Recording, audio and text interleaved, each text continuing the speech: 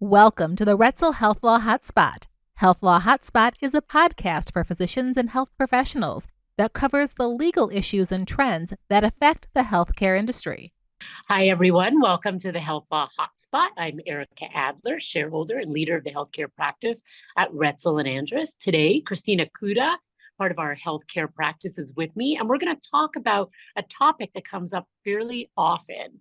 This has to do with physicians believing that they can self-prescribe or prescribe to family and friends, and what some of the repercussions are when they get caught doing just that. So I'm going to turn it over to Christina, and she's going to kind of fill us in on what doctors can and cannot do. Sure. Thanks, Erica. So this has actually come up recently in the last couple of months, a few times in our practice related to this topic. So if you're a physician or other healthcare provider, can you self-treat, self-prescribe, or treat or prescribe to family and friends? So the answer is a great lawyer answer, which is it kind of depends. So one issue is state law. A lot of states and licensing regulations, licensing statutes for providers have specific rules or guidance about this topic. And many states don't love the idea of physicians treating themselves or prescribing themselves or being in a position to treat or prescribe to family and friends unless they're truly patients of the physician and treated the exact same way that a physician might treat me if I walked into their door and wasn't a family member or wasn't any sort of friend or had any relationship with the doctor. So you've always got to look at state laws first and what your licensing regulations might be.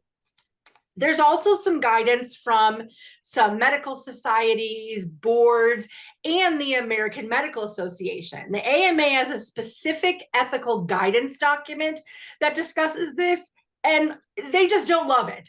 They really think it could be an issue if you are going to try to prescribe for yourself or treat yourself or treat family and friends. And what they're concerned about, and what a lot of these guidance documents and position statements from societies focus on, is the judgment issue. Can you really have good medical judgment and provide services within the standard of care if you're treating a family or friend of yours?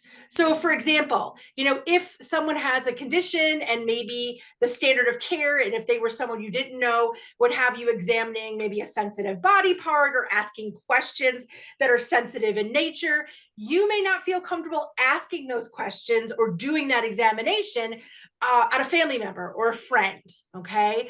There also may be an expectation of that family member or friend that they're not going to be treated just like another patient.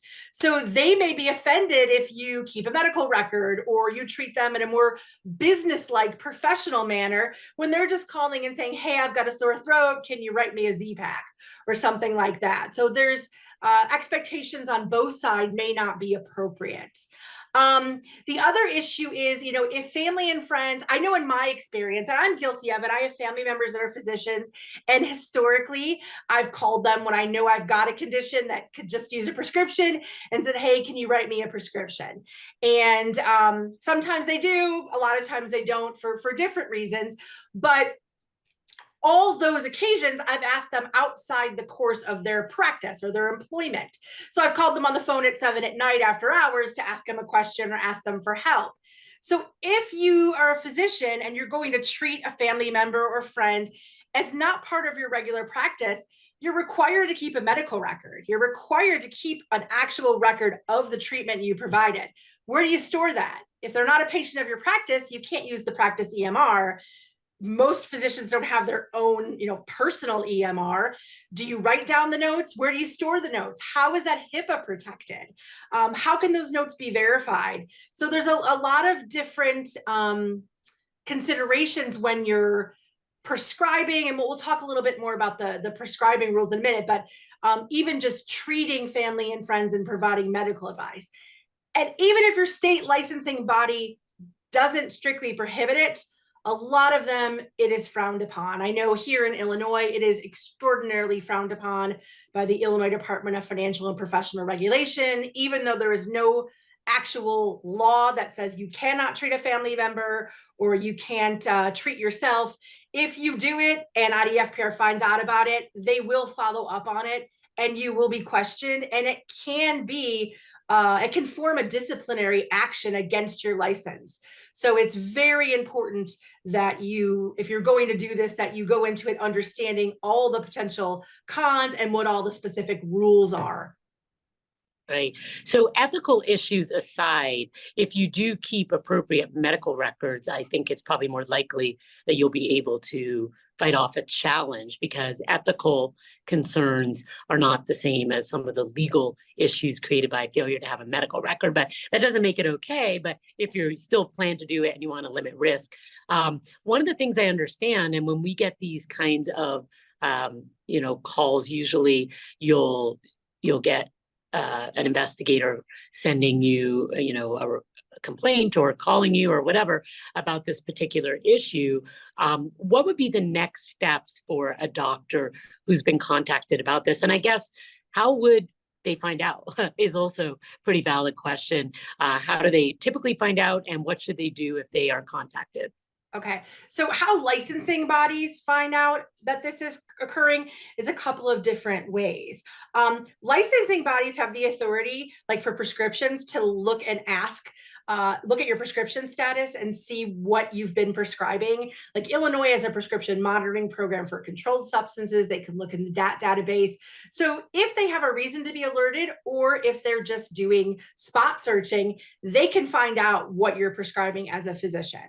Also, sometimes people make complaints. You have a family member, you have a friend, right? And then there's some kind of dust up. Your friend gets mad at you and they're thinking, you know what? A year ago when I had that sore throat and I thought it was strep, and my friend doctor said, yeah, it's strep, I'm going to give you this antibiotic. It turns out it wasn't strep and it didn't treat it. And I'm mad about it. They shouldn't have done that. That was bad.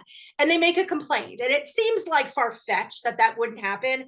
But you and I have seen this a lot of times over our career. People get mad for a lot of reasons and they complain for a lot of reasons. Even if you think it's odd or unusual or unlikely, it happens. So once licensing boards are alerted to something, they generally have a duty to investigate further, which means contacting the physician. So if a physician gets contacted by a licensing authority related to this issue, it's really important to start gathering information. Like you mentioned, if you treat a family member or friend, but you treat them like you treat any other patient, they see you in your practice, you work within the standard of care, you do the appropriate examinations, you keep appropriate medical records, and you do everything you would do the same as if a patient just walked off the street who you didn't know, you likely can justify that. But unfortunately, that's often what not happens. Usually physicians kind of truncate their process when it's a family or friend, and family and friends have that expectation. So it's generally the rarer occurrence that family and friends are treated just like patients, but that is a way to do it and have more of a justification for that relationship. Right. So one of the first things I know we recommend when an investigation is started and before you've responded to the inquiries, in addition to gathering what you have, which, as you mentioned, is very little, we usually like to start fixing the situation as much as we can, which usually involves letting a doctor know what they obviously didn't know, which are the rules, right? So yeah. We'll often recommend that physicians do some continuing education on these ethical issues and self-prescribing. Every physician should be doing that and should be aware that they shouldn't be, necessarily prescribing for themselves and for family members. But just to kind of back that up, one of the first things we recommend is continuing education.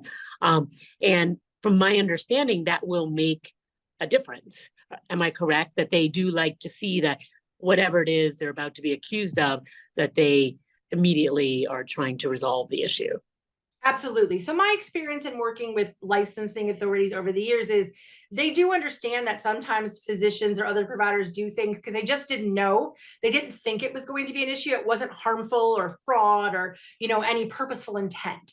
So because of that, like you said, we always try to say, hey, if you didn't understand these rules, these are the rules. And you should now take some education. You should show to the licensing authority that you are taking this seriously. You are getting education, you're documenting that education, you are going to legitimate sources of continuing medical education to make sure that you understand the rules and that the ethical considerations, and that moving forward, you are going to be and will be absolutely compliant with that. That shows the licensing authority that you care about what happened, you're taking it seriously, you care about your license, you want to practice in an appropriate manner. Just saying, well, I think they're wrong and there's no law against it, so what's the problem, isn't going to cut it with a licensing authority. They have a lot of wiggle room that isn't just related to what a law says or doesn't say. They can take into account ethical considerations as well, and just the norms of practice. So it's really important that you show that you're sorry and that you are going to fix it and are fixing it moving forward, particularly with prescribing. There are a lot of rules with prescribing. A provider never should self-prescribe a controlled substance for themselves. It shouldn't happen. We've seen it happen, and we've seen providers, have some serious consequences for that, including loss of employment. So controlled substances are out of bounds. A physician wanting to prescribe themselves an antibiotic should be very limited circumstances. An emergency, there's no other available option. It's hard to support that because we generally all live in a place where you could go to an ER, you could go to an urgent care, right? Physicians know other physicians. They can go to someone and say, check out my symptoms. This is what I think I have. So it's got to be in a pretty limited circumstance. With family and friends, generally, if you're going to prescribe a controlled substance to a family or friend, you need to do it exactly how you would do it for any other patient. Same workup, records, proper examination, only treat within the scope of your practice.